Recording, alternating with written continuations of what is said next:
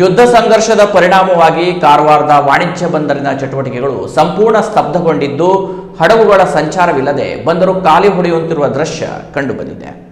ಇರಾನ್ನ ಹಾರ್ಮುಜ್ ಜಲಸಂಧಿಯಲ್ಲಿ ಹಡಗು ಸಾಗಾಟಕ್ಕೆ ವಿಧಿಸಲಾದ ನಿರ್ಬಂಧದ ಹಿನ್ನೆಲೆ ಕಳೆದ 1 ತಿಂಗಳಿಂದ ಕಾರವಾರ ಬಂದರಿಗೆ ಒಂದೇ ಒಂದು ಹಡಗು ಸಹ ಆಗಮಿಸಿಲ್ಲ.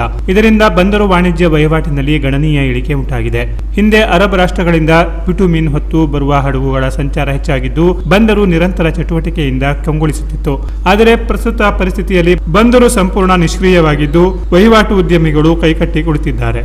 ಅಂಕಿಅಂಶಗಳ ಪ್ರಕಾರ 2023-24ನೇ ಸಾಲಿನಲ್ಲಿ 5,50,498 ಟನ್ ವಹಿವಾಟು ನಡೆಸಿ 97 ಹಡಗುಗಳು ಬಂದಿದ್ದು ಬಂದರು 13.2 ಕೋಟಿ ರೂಪಾಯಿ ಆದಾಯ ಗಳಿಸಿತ್ತು. 2024-25ರಲ್ಲಿ 5,66,543 ಟನ್ ವಹಿವಾಟು ನಡೆದಿದ್ದು 91 ಹಡಗುಗಳಿಂದ 11.4 ಕೋಟಿ ರೂಪಾಯಿ ಆದಾಯ ಬಂದಿದೆ. ಆದರೆ 2026ರ ಜನವರಿಯಿಂದ ಇಂದಿನವರೆಗೆ ಕೇವಲ 5 ಹಡಗುಗಳು ಮಾತ್ರ ಬಂದಿದ್ದು ಬಂದರು ಇಲಾಖೆಗೆ ಸುಮಾರು 80 ಲಕ್ಷ ರೂಪಾಯಿ ನಷ್ಟ ಉಂಟಾಗಿದೆ. ರಫ್ತು ಆಮದು ವಹಿವಾಟು ಸಂಪೂರ್ಣವಾಗಿ ಸ್ಥಗಿತಗೊಂಡಿರುವುದರಿಂದ ಬಂದರು ಕಾರ್ಮಿಕರು ಹಾಗೂ ಸಂಬಂಧಿತ ಉದ್ಯಮಿಗಳಿಗೆ ತೀವ್ರ ಸಂಕಷ್ಟ ಎದುರಾಗಿದೆ. ಪರಿಸ್ಥಿತಿ ಮುಂದುವರೆದರೆ ಬಂದರು ಆರ್ಥಿಕತೆಗೆ ಇನ್ನಷ್ಟು ಹಿನ್ನಡೆಯಾಗುವ ಆತಂಕ ವ್ಯಕ್ತವಾಗಿದೆ.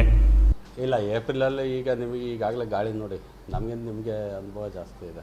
ನಾನು ಬೆಳಗ್ಗೆ ನೋಡ್ತಾ ಇದ್ದೆ, ಆಗಲೇ ಮಾನ್ಸೂನ್ದು ಇದು ರಫ್ ಆಗ್ತಾ ಇದೆ.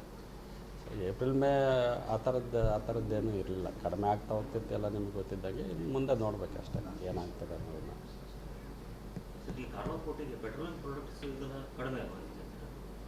ನೇವಿಗೆ ಬರ್ತಕ್ಕಂಥದ್ದು ಬಂದಿದೆ.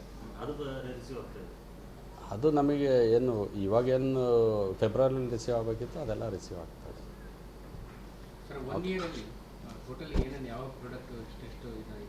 ಇಲ್ಲ, ಅದು ನಾನು ಡೇಟಾ ನೋಡಬೇಕು, ಡೇಟಾ ನೋಡಿ ಹೇಳಬೇಕು.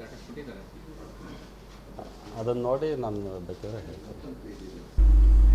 Canara plus news, Karwar.